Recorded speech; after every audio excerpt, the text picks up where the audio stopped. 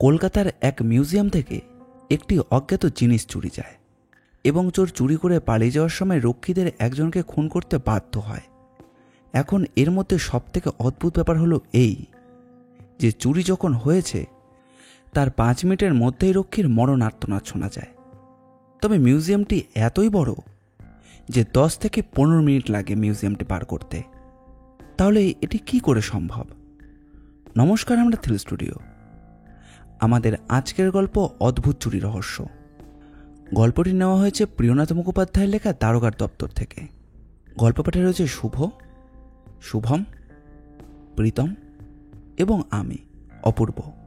Poster design করেছে কৃষ্ণেন্দু মণ্ডল।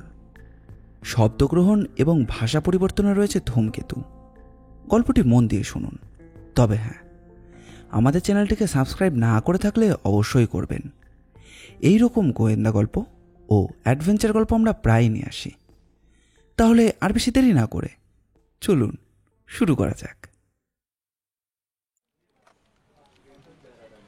প্রিয়নাথ, তুমি নিশ্চয়ই জানো কলকাতাতে আমরা একটা মিউজিয়াম তৈরি করছি। আমরা মানে পুলিশের পক্ষ থেকে ব্যাপারটা নয়, ইংরেজ সরকারের পক্ষ থেকে কাজটা করছি। আসলে সেখানের বিভিন্ন জিনিস যেগুলো তারা নিজেরাই তার দাম বুঝতে পারে না, ইতিহাসের সঙ্গে যার সম্পর্ক আছে কিংবা যেগুলো বেশ পুরনো, সেগুলো ওখানে রাখবো আমরা। এইটা তো বেশ অনেক বছর আগে থেকেই চলছে বড় সাহেব, এখন আবার নতুন করে সেটা নিয়ে? ব্যাপারটা সেটা নয়, ব্যাপারটা হলো মিউজিয়ামটা তো অনেক আগে থেকেই রয়েছে, কিন্তু তার জন্য জিনিসপত্র মাঝে মাঝে এখানে ওখান থেকে আসে। আর মিউজিয়ামটা সর্বসাধারণের জন্য নয়, বিশেষ বিশেষ কিছু লোকেদের জন্যই সেটা খোলা থাকে। তবে বছরের কয়েকটা দিন সেটা সবার জন্য খোলা হয়। আর এর ব্যাপারে তো তুমি জানো, কিন্তু সে কথা তোমায় নতুন করে বলার একটা বিশেষ কারণ আছে। কিছুদিন আগে সেই মিউজিয়ামে একটা চুরি হয়েছিল, আর সেখানকার একজন পাহারাদারকে খুন করা হয়েছিল, এবং তার সঙ্গে যা চুরি গিয়েছে তা অনেক দামি কিছু ছিল। সে ব্যাপারে কাগজে বেশি কিছু লেখা হয়নি, তাই সবাই জানতে পারেনি। তুমি তো জানো এসব ব্যাপারে কাগজে বেশি না লেখালেখি করাই ভালো, তাতে ব্যাপারটা জটিল হয়ে যেতে পারে, আর বিশেষ করে অপরাধীরা সতর্ক হয়ে যেতে পারে। তাই চুপি চুপি কাজটা করা ভালো। আর সেই কারণে আমি চাইছি তুমি সেখানে যাও। আর তোমার যেতে কোনো অসুবিধে হবে না, পুলিশের গাড়িতেই তুমি যাবে। জায়গাটা বেশি দূরেও নয়, ওই ঘন্টাখানেক সময় লাগবে তোমার। সেখানে গিয়ে তুমি স্থানীয় পুলিশের সাথে এবং ওই মিউজিয়ামের লোকেদের সাথে কথা বললেই গোটা ব্যাপারটা জানতে পেরে যাবে। কিন্তু এই ব্যাপারে পুলিশ তো তদন্ত করছে, তারা কি কিছুই খুঁজে বার করতে পারেনি? দেখো প্রিয়নাথ, পুলিশ তার মতো চেষ্টা করে চলেছে। ঘটনাটা ঘটেছে মাত্র 2 সপ্তাহ আগে। পুলিশের কাজ সম্পর্কে আমার কোনো আফসোস নেই, তারা তাদের কাজটা করেছে, কিন্তু এটা তাদের পক্ষে করা সম্ভব নয়। ব্যাপারটা তোমায় ভাবতে হবে, আর সেই কারণেই আমি তোমায় সেখানে পাঠানোর সিদ্ধান্ত নিয়েছি। কিন্তু বড় সাহেব, এই মুহূর্তে মানে এখানেও তো একটা... আমি জানি প্রিয়নাথ, এখানেও তোমার একটা কেস চলছে। তবে নতুন যে ছেলেটা ওই পুলিশের গোয়েন্দা বিভাগে জয়েন করেছে, তুমি তাকে এদিকে দায়িত্বটা বুঝিয়ে দিয়ে যাও। তেমন হলে সে কয়েকদিন এদিকটা দেখুক, তুমি ওখান থেকে ঘুরে এসো। তুমি বুঝতে পারছো না, যা চুরি হয়েছে তার দাম অনেক বেশি, আর শুধু দাম নয়, তার সঙ্গে জড়িয়ে রয়েছে অনেকটা অ্যান্টিক মূল্য। খবরটা পাওয়ার পর থেকেই আমার বারবার মনে হচ্ছিল কেসটা ঘুরে ফিরে আমার হাতেই আসবে, কিন্তু এত তাড়াতাড়ি যে কেসটা আমার হাতে আসবে সেটা কিন্তু আমি ভাবতে পারিনি। আমি আর আমার অধস্তনে যে নতুন ছেলেটি যুক্ত হয়েছে, দুজন মিলেই একটি নতুন কেসের ব্যাপারে তদন্ত করছিলাম। আসলে দুজন মিলে পড়াটা ভুল, সে এখন কাজ শিখছে, তাই বিভিন্ন কেসে আমার সঙ্গে থেকে ব্যাপারটা বুঝে নেওয়ার চেষ্টা করে। ডিপিটি সাহেবের কথা মতো তাকে সমস্ত ব্যাপারটা বুঝিয়ে দিয়ে আমায় চলে যেতে হলো সেই মিউজিয়ামের উদ্দেশ্যে। দুপুরে বেরিয়েছিলাম, তাই সেখানে পৌঁছতে পৌঁছতে প্রায় বিকেল হয়ে গেল। প্রথমেই মিউজিয়ামে গেলাম। সেখানে দুজন লোক রয়েছে। আসলে মিউজিয়ামটা সর্বসাধারণের জন্য নয়। আমি ওখানে পৌঁছে মিউজিয়ামের ভেতরে ঢুকতে পারলাম না, কারণ মিউজিয়াম ততক্ষণে বন্ধ হয়ে গেছে। বাইরে একজন রক্ষীর সঙ্গে কথাবার্তা বলে থানার উদ্দেশ্যে চললাম। সন্ধ্যা নাগাদ থানায় পৌঁছতে থানার অফিসার কিন্তু আমাকে বেশ অভ্যর্থনা করলেন। তাছাড়া ডিভিটিয়ার কাছ থেকে তার লেখা একটি চিঠিও নিয়ে এসেছিলাম, তাই একটু আলাদা খাতির পেলাম। যেটা বলতে আমি অস্বীকার করব না। অফিসার বললেন, বড় সাহেবের সঙ্গে আমার সরাসরি কথা হয়নি, তবে বুঝতেই পারছেন ঘুরিয়ে ফিরিয়ে তার কাছে আমি আবেদন করেছিলাম যদি এই কেসে কাউকে পাঠানো যায়। আসলে আমার পক্ষে, সত্যি বলছি দারোগাবাবু, আপনাকে বলতে লজ্জা নেই, আপনি তো আমাদের লাইনেরই লোক, ব্যাপারটা কিছুই বুঝতে পারছি না। কিন্তু কেন? আর গোটা ব্যাপারটাই তো রিপোর্ট দেওয়া হয়েছে, সেটা আমায় একবার দেখাবেন, তাহলে আমার বুঝতে একটু সুবিধা হবে। আর আপনি কি সন্দেহ করছেন কাউকে? রক্ষীদের ছাড়া তো কাউকে সন্দেহই করা যায় না, কিন্তু সে সময় মাত্র 2 জন রক্ষী সেখানে ছিল, আর তাদের মধ্যে একজন খুন হয়েছে, আর একজন নাকি কিছুই দেখতে পায়নি। তাছাড়া আরও 2 জন রক্ষী পেছনের দিকে ছিল, তারা আস্তে আস্তে চোর পালিয়েছে। তার মানে দিনের বেলাতে হয়েছে?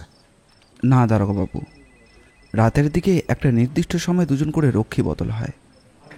2 জন রক্ষী যারা ডিউটিতে ছিল তারা পোশাক বদলের জন্য আসে পেছনের ঘরে। তারা এলে সামনের রক্ষীরা পেছনে গিয়ে পোশাক বদলে ফিরে যাবে, সেই সময় সমস্ত ব্যাপারটা হয়। আসলে 2 জন রক্ষীদের মধ্যে একজন বোধ হয় কোনো কাজে বাইরের দিকে গিয়েছিল, আর সেই সময় অপরাধী ভেতরে ঢুকে পড়ে। আমি তো ওই দিকটায় দেখেছি মিউজিয়ামের বাইরের দিকে একটা পাঁচিল রয়েছে, সে পাঁচিল টপকে তো ভেতরে ঢোকাটা সম্ভব নয়। তার মানে সামনের গেট দিয়েই অপরাধী ভেতরে ঢুকেছিল, কিন্তু বাইরের গেট কি ওই সময়তে খোলা থাকে? আমাদের রুটিন মাফিক যেটা করেছি তাতে আমরা জানতে পেরেছি ওই মিউজিয়াম বিকেল 5টার মধ্যেই বন্ধ হয়ে যায়।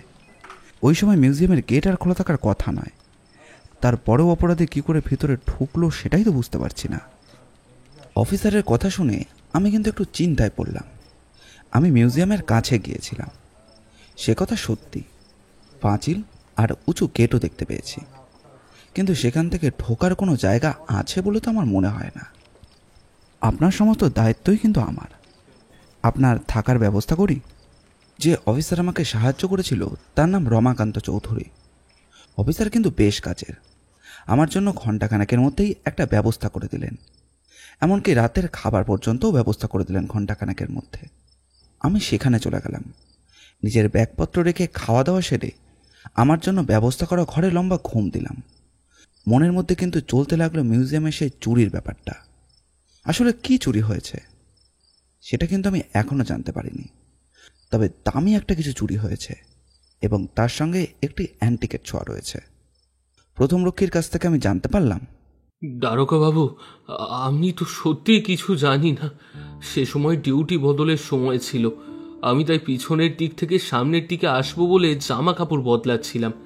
আমার সঙ্গে আরেকজন ছিল তখন। আচ্ছা, সামনে যারা ছিল, মানে যে খুন হয়েছে এবং তার সঙ্গে যে ছিল, তাদের সবাইকে তুমি চেনো? চিনি দারোগাবাবু, এখানে কাজ করার জন্যই তাকে চিনি। আমার বাড়ি এখানে নয়, আমি এখানে কাজের জন্যই এসেছি।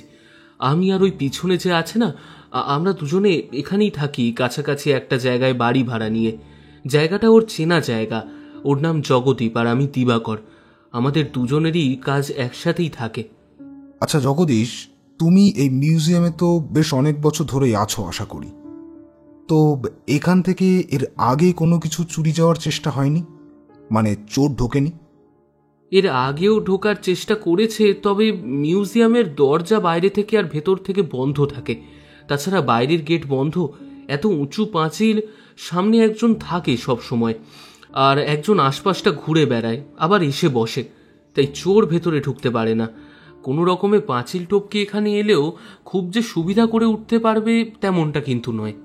আচ্ছা, তুমি একবার যাও, আমি এখানে আছি, আমার সঙ্গে একজন কনস্টেবল আছে, তোমার কোনো চিন্তা নেই। তুমি গিয়ে ওই তোমার বন্ধু দিবাকরকে এখানে নিয়ে এসো। দ্বিতীয় রক্ষী বলল, দারোগাবাবু, আপনি আমায় ডাকছিলেন? বিশ্বাস করুন, আমরা এ ব্যাপারে সত্যিই কিছু জানি না। তাছাড়া তখন তো পাহারায় আমরা ছিলাম না। আমি জানি তোমরা পাহারায় ছিলে না, তোমাদের কাছে কিছু জিজ্ঞাসাবাদ করতে এসেছি। পাহারাদার আরেকজন যে ছিল, মানে দ্বিতীয় জন, সে কোথায়? সে পুলিশের হেফাজতে রয়েছে। দারোগাবাবু, আপনি হয়তো ব্যাপারটা জানেন না, অনেকেই সন্দেহ করছে এই চুরির পেছনে তার হাত রয়েছে। কারণ যখন চোর ভেতরে ঢুকেছিল সেই সময় সে একবার বাইরের দিকে গেছিল, আর তার আগেই কি কারণে যেন সে মিউজিয়ামে বড় দরজাটা খুলে একবার ভেতরে গেছিল, আর তাতেই সবাই সন্দেহ করে যে চোরের সঙ্গে তার যোগসাজশ রয়েছে। অদ্ভুত ব্যাপার, এই কথাটা তো আমি জানতামই না। এমনকি পুলিশ অফিসার নিজেও আমায় এই কথাটা বলেননি। তোমাদের কি মনে হয়? দারোগাবাবু, আমরা প্রায় 2 বছর ধরে একসাথে এই মিউজিয়ামে রয়েছি, এমনটা কখনোই হয়নি। তাছাড়া যাকে পুলিশ তুলে নিয়ে গেছে ওর নাম মোহনলাল। ও আমাদের চেয়ে আরও বেশি পুরনো। ডিউটিতে ওর কখনো কোনো গাফিলতি নেই। এমনকি ডিউটি শেষ হওয়ার পরেও সে আমাদের জন্য মাঝে মাঝে থেকেও যায়। আমরা যদি বেশি দেরি করি তাহলে চলে যায়। পুলিশ ওর সঙ্গে এটা ঠিক করেনি। এমন তো হতেই পারে, তাই না, যে পুলিশ কোনো কিছু ভেবেছে যেটা তোমরা বুঝতে পারোনি। আর মানুষের মুখ দেখে কিংবা তার পরিচয় থেকে তো আর বোঝা যায় না যে সে আসলে কেমন মানুষ। হতেই পারে সত্যি সত্যি তার মধ্যে এমন কিছু ছিল যেটা পুলিশের মনে হয়েছে ঠিক নয়। তা হতেই পারে, কিন্তু আমাদের কিন্তু সেরকম মনে হয়নি। হ্যাঁ, আমাদের মনে হয়নি যে সে এই কাজটা করতে পারে। এবার বলো, যেটা চুরি হয়েছে সেটা কি, আর ঠিক কোথা থেকে জিনিসটা চুরি হয়েছে? আমাদের এই মিউজিয়ামে মাঝে মধ্যেই জিনিসপত্র আসে। জিনিস কিছু এলে তখন সেটা রাখা হয় পিছনের দিকের একটা ঘরে। যেটা চুরি হয়েছে সেই জিনিসটা আসলে একটা মূর্তি, একটা অষ্টধাতুর অনেক পুরনো মূর্তি। অমন মূর্তি সচরাচর আমি তো দেখিইনি। মূর্তিটা যে আসলে কিসের সেটাও ভালোভাবে বোঝা যায়নি। ওটা মিউজিয়ামের ভেতরে সাজিয়ে রাখার কথাই চলছিল, তবে তাতে খানিকটা সময় লাগে, বিভিন্ন কাজ করতে হয়। কিন্তু কিন্তু তার আগেই এসব ঘটে গেল। তার মানে মূর্তি চুরি করার জন্য চোরকে মিউজিয়ামের ভেতরে ঢুকতে হবে। পেছন দিক দিয়ে যদি চোর ঢুকতে পারে তাহলেই সে একমাত্র কাজটা করতে পারবে, তাই তো? হ্যাঁ বাবু, কিন্তু সেই কাজটা তো সহজ নয়। গেট সবসময় বন্ধ থাকে, তাছাড়া চারপাশে পাঁচিলটাও বেশ উঁচু। সেখান দিয়ে এসে আবার সেই পাঁচিল টপকে চলে যাওয়াটা সহজ কথা নয়। তাছাড়া ওই যে খুন হয়েছে সে ছাড়া আর কেউ তাকে দেখেনি। এমনকি যে পাহারায় ছিল আরেকজন, সেও দেখতে পায়নি, শুধু চিৎকার শুনে সামনে এসেছে। মনে মনে ভাবলাম, ওই সামনে পেছনে দুটো ব্যাপারের মধ্যেই একটা সময়ের পার্থক্য থাকছে। পেছনের গেটটা এবং পেছনে যে ধারে ওই মূর্তিটা রাখা ছিল সেই ঘরটা ভালো করে দেখতে হবে। একজন রক্ষী সামনেই রইল, আমি আর অন্য একজন রক্ষী পেছনের দিকে চললাম জায়গাটা দেখতে। ওই জায়গাটা মিউজিয়ামে সবার জন্য নয়, তাই লোকজন খুব একটা আসেও না। আমি আর সেই রক্ষী পেছনের দিকে হাঁটতে হাঁটতে বুঝতে পারলাম একটা ব্যাপার, যে মিউজিয়ামটা বেশ বড়। গোটা মিউজিয়ামটাই লম্বালম্বিভাবে হেঁটে পার করতে কম করে 10 মিনিট তো লাগবেই। তাছাড়া চড়াতেও মিউজিয়ামটা বেশ বড়। একটা বড় জায়গার বড় একটা বাড়ি নিয়ে মিউজিয়ামটা তৈরি হয়েছে। ভেতরটা আমরা ঢুকিনি, তাই জানিও না, তবে বাইরে থেকে সেটা বুঝতে পারলাম। এই মিউজিয়ামের পেছনে দাঁড়িয়ে কারো চিৎকারের শব্দ শুনে সামনে গিয়ে তাকে বাঁচানোর আগেই তার মৃত্যু হওয়াটা স্বাভাবিক। আর সেই ঘরটা আরও দূরে, মিউজিয়ামের পেছনে এসে কোনাকুনি একটা দিকে দেওয়ালের কাছে ছোট ঘরের মধ্যে আরও একটা ঘর। এখানেই রক্ষীদের বিশ্রাম নেওয়া কিংবা জামা কাপড় রাখা এই সমস্ত কাজের জন্য ঘরটা ব্যবহার করা হয়। রক্ষী ঘরের দরজা খুলে দিতে দেখলাম একপাশে একটি শোয়ার মতো জায়গাও রয়েছে। তার পাশে টুকিটাকি জিনিসপত্র, জল, একটা দড়ি, জামা কাপড় এবং লাঠি সব কিছুই রয়েছে। এটাই আমাদের থাকার জায়গা দারোগা বাবু। সেদিনও আমরা এখানেই ছিলাম। এখানে এসে আমরা পোশাক বদল করি, তারপর ওই সামনের দিকে যাই। বুঝতেই পারছেন, অন্য জায়গায় হলে আলাদা ব্যাপার ছিল। সমস্তটাই তো সাহেবদের অধীনে, তাই তারা নিয়ম রক্ষা করতে ভালোবাসে। তাই আমাদের এরকম পোশাক পরার ব্যবস্থা করে দিয়েছে। এখানে তাদের পোশাকের সামান্য বর্ণনা দেওয়া দরকার। লাল রঙের জামা আর তার নিচে সাদা রঙের লম্বা ফতুয়ার মতো প্যান্ট, মাথায় জড়িয়ে রাখা পাগড়ির মতো এক ধরনের কাপড়, আর হাতে লম্বা লাঠি। যে রক্ষীর সঙ্গে আমি পেছনে এসেছিলাম তার বর্ণনাও একটু ওই রকমই। তার মাথার চুল মাঝারি মাপের, মুখটা গোলকাল, আর পাঁচটা মানুষেরই মতো, তবে তার চোখ দুটো যেন একটু বেশি উজ্জ্বল ও মুখের রং শ্যামলা। চোখে মুখে একটা ভয়ের ভাব জড়িয়ে রয়েছে। বিশেষ করে ইংরেজ সাহেবের কাজ করেছে, তার উপর পুলিশি ঝামেলায় পড়েছে, এমনটা হওয়া স্বাভাবিক। আর একজন যে রক্ষী ছিল সে একটু লম্বা চেহারার, ফর্সাকালের কাছে একটা ছোট কাটা দাগ রয়েছে, আর এছাড়া নাকটা একটু লম্বা, ঠোঁটের ওপর বেশ মোটা একটা গোঁফ, চেহারাটাও বেশ ভালো। তবে এই রক্ষীর তুলনায় একটু রোগাটে। তার মানে তোমরা এখানে যখন পোশাক পরিবর্তন করতে এসেছিলে সেই সময় সামনের দিকের কাজটা হয়েছে। কিন্তু একটা কথা ভেবে বলো তো, ওই যে ঘর, মানে যেখানে ওই মূর্তিটা রাখা ছিল, সেটা তো পেছনের দিকে। তার মানে অপরাধীকে গেটের কাছ থেকে এতটা আসতে হয়েছে এবং তারপর তাকে সামনে যেতে হয়েছে। কিন্তু তাহলে সে খুন করলো কখন, আর চুরি বা করলো কখন? তাই তো তারকবাবু, ব্যাপারটা তো একদম ভেবে দেখিনি। আসলে এই চিৎকারটা শুনেই আমরা ছুটে সামনের দিকে গেছিলাম, কিন্তু ততক্ষণে যা হওয়া তো হয়ে গেছে। দরজা খোলা ছিল, আরেকজন যে ছিল সে আবার সামনের দিকে গেল, কিন্তু তারও আসতে অনেকটা সময় লেগে গেছিল। কোথাও একটা গোলমাল নিশ্চয় হচ্ছে, এমন কিছু আছে যেটা আমাদের চোখ এড়িয়ে যাচ্ছে। দারোগাবাবু, সত্যি বলছি, আমি কিচ্ছু করিনি, আমি সেভাবে কিছু জানিও না। আমি এখানে ভাড়া বাড়িতে থাকি, আমার বাড়িতে আমার এই গোটা পরিবার রয়েছে। টাকার জন্য আমায় এখানে থাকতে হয় দারোগাবাবু, আমি আমি কিছু করিনি। আরে তুমি যদি কিছু না করে থাকো তাহলে তুমি ভয় পাচ্ছ কেন? শুধু এইখানে একটা খটকা থেকে যাচ্ছে। অপরাধী এখানে এলো, চুরিও করলো, বাইরে বেরিয়ে খুনও করলো, তারপর চলে গেল। কিন্তু এত কম সময়ে সে কাজটা করলো কি করে? রক্ষী কিছুই বুঝতে পারছিল না। সে একবার মাথা চুলকালো, তারপর ঘরের দরজাটা বন্ধ করে দুজনে মিলে মিউজিয়ামের পাশ দিয়ে হাঁটতে হাঁটতেই এগিয়ে গেল সে খোলা ঘরটার কাছে, যেই ঘরে সমস্ত জিনিসপত্রগুলো রাখা হয়। সে ঘরের দরজা খুলে আলো জ্বালিয়ে ভেতরে দেখলো ভেতরে বেশ কিছু ছোট ছোট বাক্স রয়েছে। তার মধ্যে নামি দামি কিছু জিনিসপত্র রয়েছে, কোথাও কারুকার্য করা তলোয়ার, কোথাও বা কারুকার্য করা মূর্তি কিংবা সোনার মুদ্রা। সেখানে বেশ কয়েকটা ছোটখাটো সিংহাসন পর্যন্তও দেখতে পেলাম, তবে সেটা সোনার বলে মনে হলো না। তার গায়ে জড়িয়ে থাকা দামি রত্ন দেখতে পেলাম, একটু অবাক লাগলো। এত দামি জিনিসপত্র অথচ পাহারা এত কম। সে কথা রক্ষীকে বলতে সে জানালো, মিউজিয়ামটা তৈরি হয়েছে অনেক দিন হলো, তবে এখনো পুরোপুরিভাবে সমস্ত কাজ শুরু হয়নি। ইংরেজ সাহেবরা এবং আরো বড় বড় মানুষরা আসে, তাদেরই ঘুরে দেখাতে হয়। রক্ষী এখনো বাড়ানো হয়নি, ওই পরে মিউজিয়ামটা সবার জন্য খোলা হবে যখন, তখন ওই রক্ষী বাড়িয়ে দেওয়া হবে বলেছে। কিছু জিনিসপত্র দেখে তাদের সঙ্গে কথা বলে আবার সামনে এগিয়ে এলাম। আগের রক্ষী তখনও সেখানে দাঁড়িয়ে রয়েছে। আমাদের আসতে দেখে সে বলল, দারোগাবাবু, কিছু বুঝতে পারলেন ব্যাপারটা কি হয়েছে? আচ্ছা, তোমরা কি বলতে পারবে এই মূর্তিটা কোথা থেকে এসেছিল? না দারোগাবাবু, এ ব্যাপারে তো আমরা কিছুই জানি না। রক্ষীর কাছ থেকে নতুন কিছুই জানা গেল না, তবে আগের দুজন রক্ষীর মধ্যে যে একজন হেফাজতে রয়েছে সেটা জানা গেল, এবং দুজন রক্ষীর বাড়ি যে কাছাকাছি সেটুকুও খবর জোগাড় করা গেল। কিন্তু তার বাড়িতে গিয়ে এ ব্যাপারে কিছু জানা যাবে বলে আমার মনে হলো না, তাই সেখান থেকে সোজা ফিরে গেলাম থানায়। সেখানে গিয়ে অফিসার রমাকান্ত বাবুকে বললাম, আপনি তো বেশ লোক মশাই, ওই রক্ষীদের মধ্যে যে একজনকে গ্রেপ্তার করা হয়েছে সে কথা তো আপনি বেমালুম চেপে গেলেন। আসলে ব্যাপারটা তেমন নয়। আমার কিন্তু তার কথা শুনে মনে হয়েছে সে কিছুই করেনি, অন্তত সাক্ষী এবং তার যথেষ্ট অ্যালিবাই রয়েছে। আচ্ছা, এই যে মূর্তিটা চুরি হয়েছে সেটা কোথা থেকে এসেছিল সে ব্যাপারে আপনি কিছু বলতে পারেন?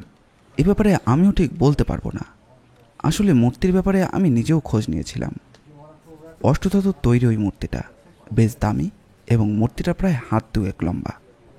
ওই মূর্তিটা কোথায় কোনো এক জমিদার বংশ থেকে আনা হয়েছিল। খোঁজ নিয়ে জানা গেছে ব্যাপারটা আমাদের এই অঞ্চলে নবহরিপুর নামের একটি গ্রামের। একে গ্রাম না বলে জমিদারি এলাকা বলাই ভালো। সেখানে এক জমিদার বাড়ির সম্পত্তি ওটা। ওই সম্পত্তি এখানে কি করে এলো সে ব্যাপারে আমি কিছুই বুঝতে পারছি না। তবে আপনি বড় সাহেবের কাছ থেকে এই ব্যাপারে কিছু একটা জানতে পারেন, বুঝতেই পারছেন। এই সময় এমন অনেক পড়তি জমিদারের কাছ থেকে অনেক কিছুই জিনিসপত্র দখলে নিয়ে নেয় সরকার, এবং এসব ব্যাপারে আমাদের কিছুই করবার নেই।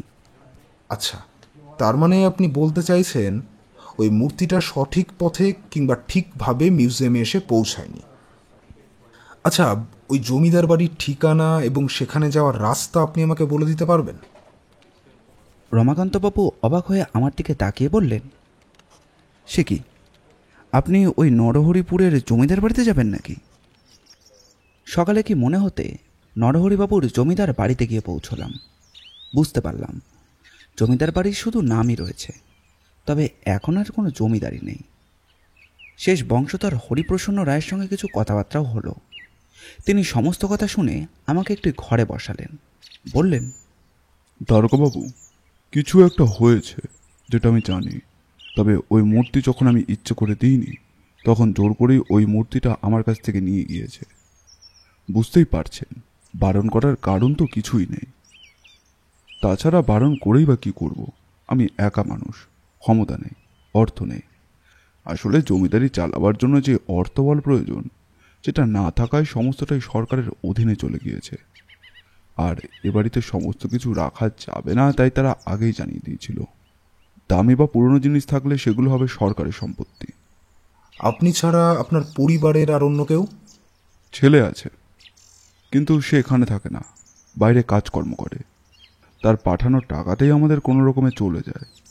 আমি, আমার স্ত্রী আর বাড়িতে 2 জন কাজের লোক রয়েছে। কে বলবে এই বাড়ি একসময় লোকজনে গমগম করত?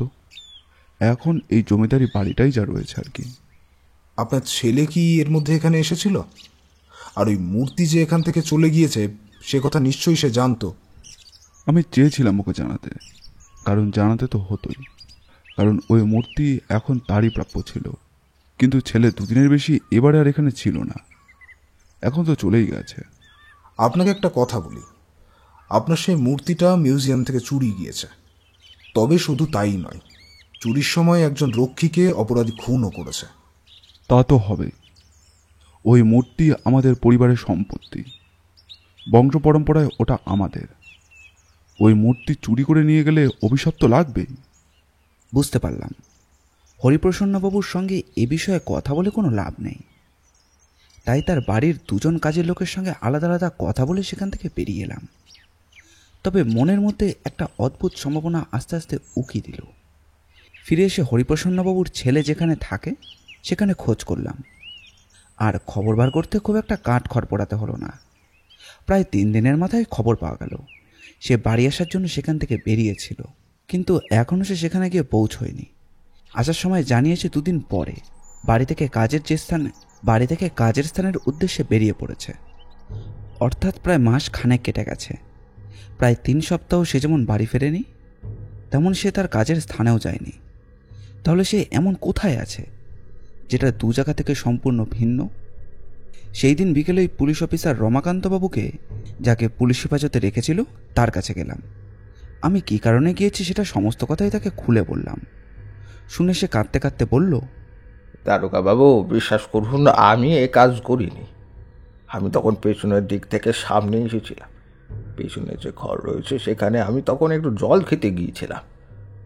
জল খেয়ে দিয়ে সেখান থেকে ফিরে এসে তারপরে একসাথে ঠিক করেছিলাম, কিন্তু তার আগেই চিৎকার শুনে তাড়াতাড়ি চলে আসতে হয়।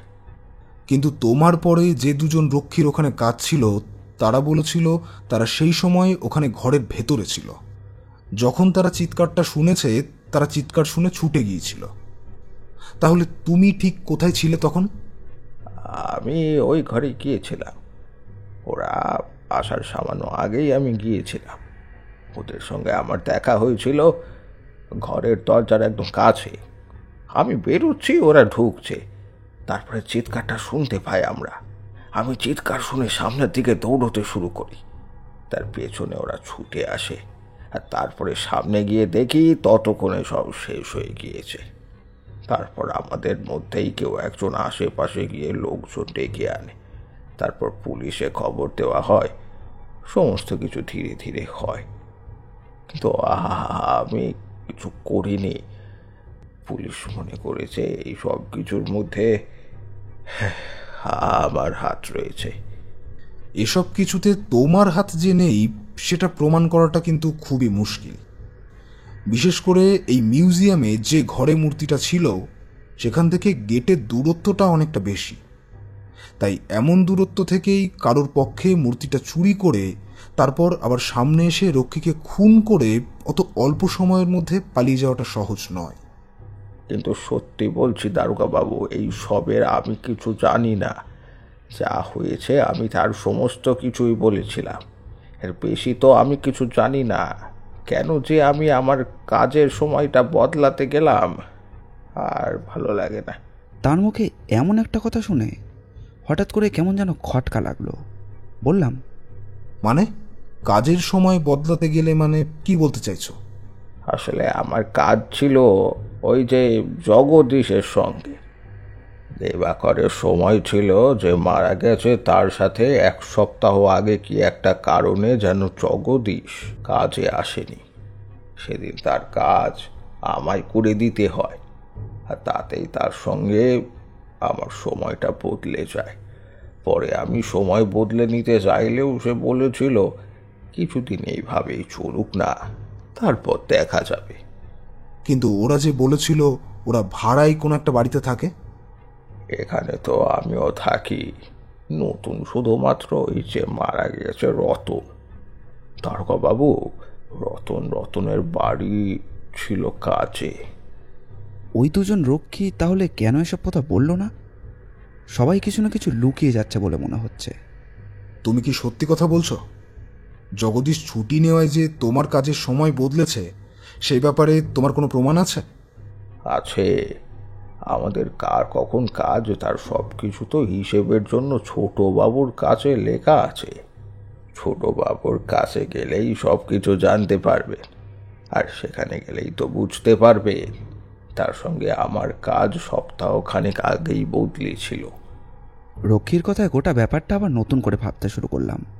হরিপ্রসন্ন রায়ের ছেলে, তারপর ওই মৃত রতন নামের লোকটি, তারপর অষ্টধাতুর মূর্তি, সমস্ত কিছুই কেমন যেন মিশে গোটা কেসটা আরও জটিল হয়ে উঠছিল আমার মাথায়।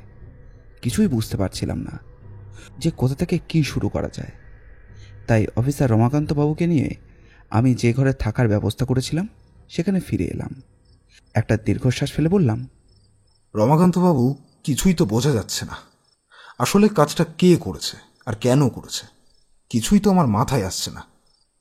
এবার বুঝতে পেরেছেন দারোগাবাবু, গোটা ব্যাপারটায় আমার মাথা মুন্ডু কেন কিছু খুঁজেই বের করতে পারেনি?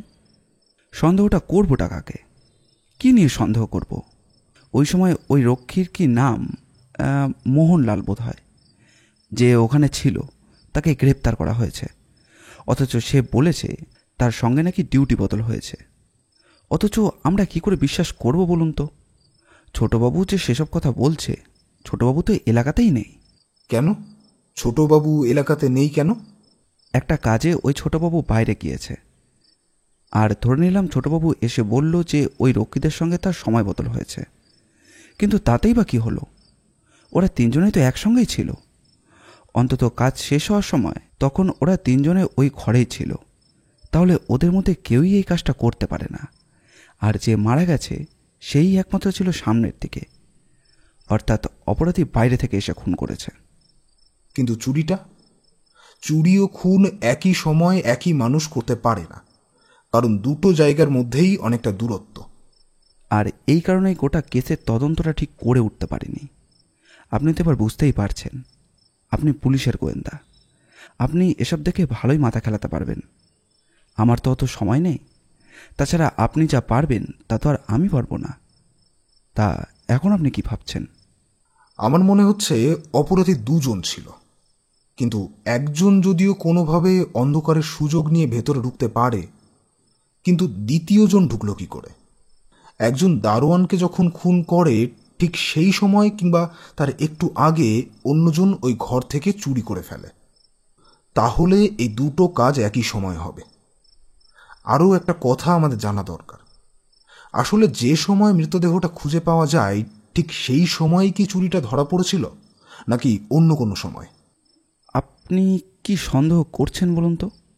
খুন আর চুরি একই সময় হয়নি, মানে আলাদা আলাদা সময় হয়েছে। কিন্তু সেটাই যদি হয় তাহলে খুন করার উদ্দেশ্যটা কি? ওই রক্ষীকে তো আর কেউ এমনি এমনি খুন করতে যাবে না। আমার বুঝতে আর বাকি রইল না যে হরিপ্রসাদবাবু আমাদের মিথ্যা কথা বলেছেন। তার ছেলে বাড়িতেই ছিল, অথচ তিনি আমাদের সে কথা বলেননি। তিনি কিছু একটা জানেন, এবং সেটা এমন কিছু যেটা আমাদের কাছে লুকিয়ে রাখতে চাইছেন। পরদিন সকালে রমাকান্তবাবু এবং আরও একজন পুলিশ কনস্টেবল নিয়ে আমরা হরিপ্রসন্নবাবুর বাড়িতে গিয়ে পৌঁছলাম। আমায় আবার দেখে এবং সঙ্গে পুলিশ অফিসার দেখে তিনি যেন একটু অবাক হলেও মুখে স্বাভাবিক ভাবটা বজায় রেখে আমাদের বুঝতে দিলেন না। তারপর আমি বললাম, হরিপ্রসন্নবাবু, আপনি যে এত মিথ্যে কথা বললেন, কিন্তু সে কথা বলে আপনার কি লাভ হলো বলুন তো? আমি আপনাদের মিথ্যে কথা বলেছি? আমি আবার আপনাদের কি মিথ্যে বললাম? আপনি আমাদের জানালেন যে আপনার ছেলে বাড়িতে নেই। সে এসেছিল, কিন্তু 2 দিন পরে সে এখান থেকে চলে গিয়েছে। সে কাজের ওখানে যেতে পারে, কিংবা অন্য কোথাও যেতে পারে। তবে আপনার ছেলে যে বাড়িতেই আছে সে কথা আপনি আমাদের একবারও জানাননি। এই কথায় হরিপ্রসন্ন রায় মুহূর্তের জন্য কেমন যেন হয়ে গেল। তারপরে তিনিই বললেন, আপনার কোথাও একটা ভুল হচ্ছে। আমার ছেলে তো বাড়িতে নেই। হরি, ওনাদের একটু বাড়িটা ঘুরিয়ে দেখাও তো। প্রথমে ভাবলাম বোধহয় হরিপ্রসন্নবাবু আমার জন্য সমস্ত বাড়িটা দেখার ব্যবস্থা করেছে। তারপরে কি একটা মনে হতে বললাম, হরিপ্রসন্নবাবু, আপনাকে কিছু করতে হবে না। আপনি এখানে চুপ করে বসে থাকুন। কনস্টেবল, যাও তো, দেখো তো হরি কোন দিকে গেল। আমার কথাটা তখনও রমাকান্ত বুঝতে পারেনি। তাই তিনি বললেন, কিন্তু দারোগাবাবু, হরি তো আপনাকে সমস্ত ঘরটাই দেখিয়ে দেবে বলল। আপনিও ভুল বুঝলেন রমাকান্তবাবু। হরিপ্রসন্নবাবু আসলে আমাদের নয়, তার ছেলের সুবিধা করে দিতে চেয়েছিল। হরিকে পাঠিয়ে তিনি তার ছেলেকে সাবধান করে দিচ্ছিলেন যাতে পালিয়ে যেতে পারে। কি তাই তো হরিপ্রসন্নবাবু? এইবার হরিপ্রসন্নবাবুর মুখটা কেমন যেন হয়ে এলো। তিনি বললেন, আমার জিনিস আমি ফিরিয়ে আনতে চেয়েছি, তাতে আমার তো কোনো দোষ নেই। আমাদের পরিবারের সম্পত্তি সাহেবরা মিথ্যে নিয়মে অজুহাত দিয়ে আমাদের কাছ থেকে সেটা নিয়ে যাবে, আর আমি সেটা হতে দেবো? কখনোই নয়। কিন্তু তার সমাধান তো এটা হতে পারে না যে আপনি একজনকে খুন করে তারপর আপনার সেই মূর্তি ফিরিয়ে নিয়ে আসবেন। আচ্ছা, সত্যি কথা বলুন তো, এই ব্যাপারে আপনার ছেলেকে কে সাহায্য করেছে? আপনার ছেলের একার পক্ষেই কাজটা করা সম্ভব নয়। আর নিশ্চয়ই তৎক্ষণাৎ চুরি দুটো একই সময় হয়নি, তাই তো? একটু পরেই দুজন কনস্টেবল মিলে একজনকে ধরে নিয়ে এলো। যুবকের বয়স 30 থেকে 35-এর মধ্যে। মুখে খোঁচা খোঁচা দাড়ি, মাথায় মাঝারি চুল, চোখটা বেশ উজ্জ্বল, আর সেই চোখে রাগের দৃষ্টি। তার পায়ে কিছু একটা হয়েছে, গোটা পায়ে ব্যান্ডেজ। তাকে এনে সামনের চেয়ারে দাঁড় করাতে আমি বললাম, এই তো যে কারণে এখানে আসা। সেই কারণটা হলো, বসো বসো, তোমাদের আর দাঁড়িয়ে থেকে লাভ নেই। আপনারা কেন এসেছেন এখানে? আর আমি তো কিছুই করিনি, তাহলে আমার পিছনে কেন? দেখো, আমি চাইলেই পুলিশ এনে গোটা বাড়িটা তল্লাশি করে দেখতে পারি। আশা করি তল্লাশি করলে কোথাও না কোথাও থেকে সেই মূর্তিটা বেরিয়ে আসবে। তবে তাতে তোমাদের পরিবারের বিশেষ মান সম্মান হানি হবে। তাছাড়া গোটা ব্যাপারটা জানাজানি হবে। তাতে বিপদটা কিন্তু তোমাদেরই হবে। এই বয়সে তোমার বাবা মার পক্ষে সে ধাক্কাটা নেওয়াটা খুব একটা সুবিধের হবে না। আমার কথায় রামপ্রসন্ন তার বাবা হরিপ্রসন্নের মুখের দিকে তাকালো। রামপ্রসন্ন মাথা নিচু করে দুটো হাতে তার মাথাটা চেপে ধরা। হরিকে একজন কনস্টেবল একপাশে দাঁড় করিয়ে রেখেছিল। তাছাড়া আরও একজন কাজের লোককে ধরে রাখা হয়েছে। তবে কি হরিপ্রসন্নবাবুর স্ত্রী সত্যিই বেশ অসুস্থ? তাই কি আমাদের কাউকেই যেতে বারণ করেছিল? এবার আমি বললাম, রামপ্রসন্ন, এখন চুপ করে থেকে কোনো লাভ নেই। বলো, সত্যি কথাটা বলো। আসলে তোমার এই কেসে কে সাহায্য করেছিল? তোমার একার পক্ষেই কাজটা করা সম্ভব নয়। বিশেষ করে ওই সময় তুমি একা একা ভেতরে কোনোভাবেই ঢুকতে পারতে না। রামপ্রসন্ন কিছুক্ষণ রাগী দৃষ্টিতে আমার দিকে তাকিয়ে রইল। তারপর তার চোখের আগুনটা যেন ধীরে ধীরে কমে এলো। সে আস্তে আস্তে করে বলল, হ্যাঁ, আমি করেছি। ওই মূর্তি ফিরিয়ে আনার জন্য আমায় এ কাজ করতে হয়েছে। এ কাজ আমি একাই করেছি, আমায় কেউ সাহায্য করেনি। কিন্তু সেটা কি করে হয়? তুমি একই সময় খুন আর চুরি দুটো করলে কি করে? দুটো আমি মোটেই এক সময় করিনি, দুটো আলাদা আলাদা সময় করেছি। প্রথমে ওই পাহারাদারদের একজনের সঙ্গে আমি বন্ধুত্ব করি। তারা মাঝে মাঝে মিউজিয়াম থেকে বেশ খানিকটা দূরে একটা চায়ের দোকানে আসতো। সেখানেই মাঝে মধ্যে তার সঙ্গে দু একটা কথাবার্তা বলি। তাতেই আমার অনেকটা সময় লাগে। তারপর তাদের কাছ থেকে খবরটা বার করি, কোথায় রয়েছে সেই জিনিসপত্রগুলো সেটা জানি। একটা কথা, আমি এর আগেই একজন লোকের কাছ থেকে জানতে পেরেছিলাম ওই মিউজিয়ামে যা নিয়ে যাওয়া হয় তাই মিউজিয়ামের পেছনের দিকে একটা ঘরে থাকে। তারপর সেখান থেকে মিউজিয়ামের ভেতরে সাজিয়ে রাখা হয়। এতে বেশ খানিকটা সময় লাগে, কখনো কখনো 1 মাস, কখনো 3-4 মাস। আমার সন্দেহ ছিল আমাদের ওই মূর্তিটা বাড়ির পেছনেই রয়েছে। তার পরেরটা আমি বলছি, যদি আমার কোনো ভুল থাকে তাহলে ধরিয়ে দিও। এরপর সুযোগ বুঝে তুমি একদিন রাতের বেলা যখন ওদের পালাবদল হয়, সেই সময়ে ওদের দুজনের সঙ্গে কোনোভাবে ভেতরে ঢুকে পড়েছিলে, সেটা পাঁচিল টপকে হোক কিংবা গেট দিয়ে হোক, তাই তো? এবং তুমি ওই সময়টাই বেছে নিয়েছিলে কারণ ওই সময়ই সবচেয়ে কম পাহারাই তুমি পাবে, কারণ বাকি সময়গুলোতে দুজন সচেতনভাবে পাহারা দেয়, কিন্তু ওই সময় চারজন একসাথে থাকে, তাদের মধ্যে সামান্য কথাবার্তা হয়। এই সুযোগে তুমি অন্তত পেছনের দিকে যেতে পারবে। হ্যাঁ, তাছাড়া দুজন পাহারাদারদের মধ্যে একজন রাতের বেলায় এদিকে ওদিকে ঘুরত। আমি চাইলেই গভীর রাতে ঢুকে পড়তে পারতাম, কিন্তু আমার প্রতিশোধ নেওয়ার ইচ্ছে তখন মাথায় ছিল। ওদের একজনকে অন্তত খুন করে আমি কাজটা করতে চেয়েছিলাম। তাই সুযোগ বুঝে যখন ভেতরে ঢুকে পড়ি তখন দেখি ওখানে একজন আছে, আর তখনই আমি সুযোগটা কাজে লাগাই। প্রথমে ভেবেছিলাম চুরিটা করে তারপর খুন করব, কিন্তু তারপর হাতের সামনে তাকে পেয়ে তাকে খুন করে বসি। অন্ধকার ছিল তাই ভালোভাবে মারতে পারিনি। সে চিৎকার করে ওঠে। চিৎকারে সবাই সব বুঝতে পেরে যায়। তখনই আমায় তাড়াতাড়ি আবার পাঁচিল টপকে বাইরে পেরিয়ে আসতে হয়। কিন্তু একটু পরেই যখন রক্ষীরা আশেপাশের লোকেদের ডেকে নিয়ে যায় আর পুলিশে ফোন করে, তখন আমি বেশ কেমন যেন ভয় পেয়ে যাই। আর ওই ভিড়ের মধ্যে কোনো এক ফাঁকে পেছনের দিকে গিয়ে ওই ঘরের দরজা খুলে মূর্তিটা বার করে নিয়ে আবার উঁচু পাঁচিল টপকে চলে গিয়েছিলে। তোমার পরিবারের মূর্তি তুমি না হয় ফিরিয়ে নিয়ে এসেছো, তা না হয় ঠিক আছে, কিন্তু খুন যখন তুমি করেছো তখন তোমার শাস্তি তো হবেই। গোটা ব্যাপারটা আমায় উপর মহলে জানাতে হবে, তারপর তাদের যা সিদ্ধান্ত। কিন্তু তার জন্য সময় বোধ হয় আপনারা পাবেন না। কথাটা বলেই রামপ্রসন্ন অদ্ভুতভাবে হাসল, আর তারপরেই দেখতে পেলাম একটা অদ্ভুত দৃশ্য। রামপ্রসন্নের হাতে তখন উঠে এসেছে একটি ধারালো ছুরি। সেই ছুরিটা সে তার ডান হাতে শিরের ওপর চাপ। এমন একটা ঘটনার জন্য আমরা কেউই প্রস্তুত ছিলাম না। হরিপ্রসন্নবাবু চিৎকার করে কেঁদে উঠলেন। আমি আর রমাকান্তবাবু তাড়াতাড়ি উঠে গিয়ে চেপে ধরলাম রামপ্রসন্নকে। তবে ততক্ষণে যা হওয়ার হয়ে গিয়েছে। তাড়াতাড়ি তাকে সেখান থেকে বার করে পুলিশের গাড়িতেই হাসপাতাল পর্যন্ত নিয়ে যাওয়ার চেষ্টা করা হলো, কিন্তু শেষ রক্ষার হলো না। মৃতদেহটা আবার হরিপ্রসন্ন বাবুর বাড়িতেই ফিরিয়ে আনা হয়েছিল।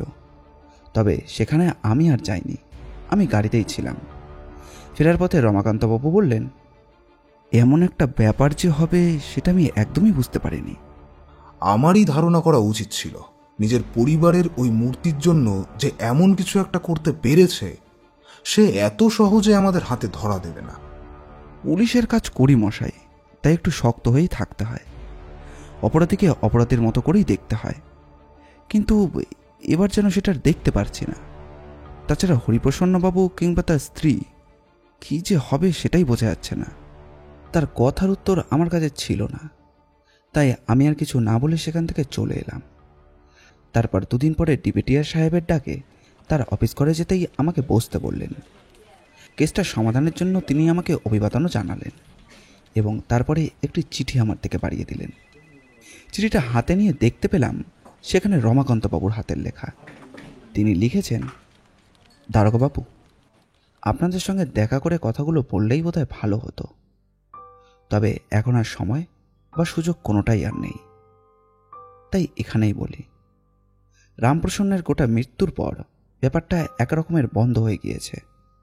সেই অষ্টধাতুর মূর্তি সেই বাড়ি থেকে নিয়ে আসা হয়েছিল, তবে আমি ভেবেছিলাম এই সমস্ত ব্যাপার এখানেই শেষ হয়ে যাবে, কিন্তু সেটা হয়নি। মাত্র কয়েকদিনের মধ্যেই খবর পেলাম হরিপ্রসন্নবাবুর স্ত্রী মারা গিয়েছে। বোধহয় ছেলের মৃত্যুর খবরটা তিনি সহ্য করতে পারেননি, আর সেই দিনই দুপুরে হরিপ্রসন্নবাবু নিজের ঘর থেকে গলায় দড়ি দিয়ে আত্মহত্যা করে। দারোগাবাবু, আমি জানি না আসলে এই সব কিছুই কি রামপ্রসন্নের করা অপরাধের শাস্তি নাকি অন্য কিছু। অপরাধ বা চুরি যাই হয়ে থাকুক না কেন, সে তো রামপ্রসন্ন করেছিল। এমনকি হরিপ্রসন্নবাবু তাকে লুকিয়ে রেখেছিল পুলিশের সামনে থেকে, কিন্তু হরিপ্রসন্নবাবুর স্ত্রী তো কোনো অপরাধ করেনি। দারোগাবাবু, সময় আর সুযোগ পেলে একবার এদিকে আসবেন। আপনার সাথে সাক্ষাৎ করার ইচ্ছে আমার আবার রইল। চিঠিটা পড়া শেষ হতেই ডিবিটিআর সাহেব বললেন, আমি জানতাম প্রিয়নাথ কাজটা তুমি পারবে। তুমি ওই মূর্তি আবার উদ্ধার করে আনতে পারবে। আর আমি ঠিক জানতাম ওই মূর্তি যত তাড়াতাড়ি সম্ভব ওই মিউজিয়ামে রাখার ব্যবস্থা করা হবে। বেশ বড় সাহেব, তাহলে আমার আর এখন কোনো কাজ নেই তো? সেই কথা তো বলতে পারবো না। আরও একটা কেস হাতে আসছে বলে মনে হচ্ছে। পুলিশের একটা কেস রয়েছে, তবে আশা করি কিছু সুবিধে করতে পারিনি এখনো। যদি তেমন কিছু হয় তাহলে সেটা আবার তোমায় দেখতে হবে। কিন্তু বেশ, তাতে আপত্তি নেই। শুনেছিলাম তো আগের কেসটায় পুলিশ কোনো এক রক্ষীকে সন্দেহ করে তাকে আটকে রেখেছিল। কিন্তু তুমি ওই জমিদার ও তার ছেলের খোঁজ পেলে কি করে? মনে হলো ওই মূর্তির একজন রক্ষী চুরিটা করতে পারে না। তাছাড়া যে রক্ষীরা এত বছর ধরে একসাথে কাজ করছে, কোন মোটিভেই তারা একে অপরকে খুন করবে? তখনই বুঝতে পারলাম এমন কিছু একটা আছে যা এই মূর্তির সঙ্গে জড়িয়ে। শুধুমাত্র ওই একটা মূর্তি নিয়ে সমস্যায় সেই মূর্তিটাও চুরি হয়ে গেছে। অথচ ওই ঘরে অত দামি জিনিসপত্র রয়েছে, অন্য কিছু তো চুরি হয়নি। তাই আর কি।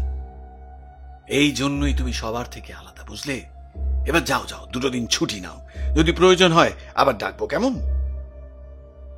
ডিবিটিআর সাহেবের ঘর থেকে বেরিয়ে ফিরে চললাম অফিস ঘরের দিকে। কিন্তু কেন জানি না মনের ভেতরটা খুঁতখুত করছিল। বারবার মনে হচ্ছিল রামপ্রসাদের কথা। ছেলেটা কি কোনো অপরাধ করেছিল? কিন্তু খুন করা তো অপরাধের মধ্যেই গণ্য। কিন্তু খুন ছাড়া অতীতে কি আরও অপরাধ করেছিল নাকি? 2 দিন পর অফিস করে বসে রয়েছি। এমন সময় একটি লোক এসে আমার সামনে দাঁড়ালো। একটু পর তাকে আমি চিনতে পারলাম। আরে, এটা তো সেই মোহনলাল, যে জেলের ঘানি টানছিল। বললাম, আরে মোহনলাল, তুমি এখানে কি ব্যাপার? অনেক কষ্ট করে আপনার ঠিকানা জোগাড় করতে পারলো দারোগা বাবু। আপনাকে ধন্যবাদ জানাতে চাইলাম। আপনি না থাকলে হয়তো আমায় খুনের দায়ে জেল খাটতে হতো। জেল খাটতে হবে কেন? তুমি যখন খুন করনি তাহলে তোমায় শাস্তি পেতে হবে কেন? তবে আসল অপরাধীকে ধরা যায়নি, সে আমাদের ফাঁকি দিয়ে চলে গেছে। তবে হ্যাঁ, যে লোকটা মারা গেছে তার খবরটা আমি পেয়েছি। তার সঙ্গে কিন্তু দোকানে মাঝে মাঝে কথাবার্তা হতো আমাদের রতনের। আমাদের মধ্যে রতনের সঙ্গে তার চেনাশোনা ছিল, তো একবার তার মুখে তার কথাও শুনেছি। রক্ষীর কথা শুনে আমি অবাক হয়ে গেলাম। একটু পরেই সে আমার কাছ থেকে বিদায় নিয়ে ফিরে গেল। আমি মনে মনে ভাবলাম, তার মানে রতন নিজেই সমস্ত খবর দিয়েছিল ওই হরিপ্রসন্নবাবুর ছেলে রামপ্রসন্ন, আর তারপরেই রামপ্রসন্ন তাকেই খুন করল। তাহলে কি অন্ধকারে সে সেটা বুঝতেই পারেনি যে ওটা রতন ছিল, নাকি সেটা ইচ্ছে করেই মেরেছে? এ প্রশ্নের উত্তর আমার আর জানা হলো না, কিন্তু বারবার মনে হচ্ছিল রামপ্রসন্ন কিছু একটা বলেছিল যেটা আমি ভুলে যাচ্ছি। গল্পটি ভালো লাগলে অবশ্যই লাইক করবেন এবং কীরকম লাগলো সেটি কমেন্ট করে জানাবেন। আমরা আপনাদের মধ্যে থেকে একটি কমেন্ট পিন করে দেব। এই রকম গোয়েন্দা গল্প ও অ্যাডভেঞ্চার গল্প আমরা প্রায় নিয়ে আসি। আমাদের চ্যানেলটি ঘুরেও আসতে পারেন। আপনাদের নোটিফিকেশন যাতে মিস না হয় সেজন্য একটি হোয়াটসঅ্যাপে চ্যানেলও খোলা হয়েছে। চ্যানেলের লিঙ্ক ভিডিও ডিসক্রিপশন বক্সে দেওয়া রইল। আমাদের চ্যানেলটিকে সাবস্ক্রাইব করে আমাদের পাশে থাকবেন। আপনাদের ভালোবাসা একান্ত কাম্য। ধন্যবাদ।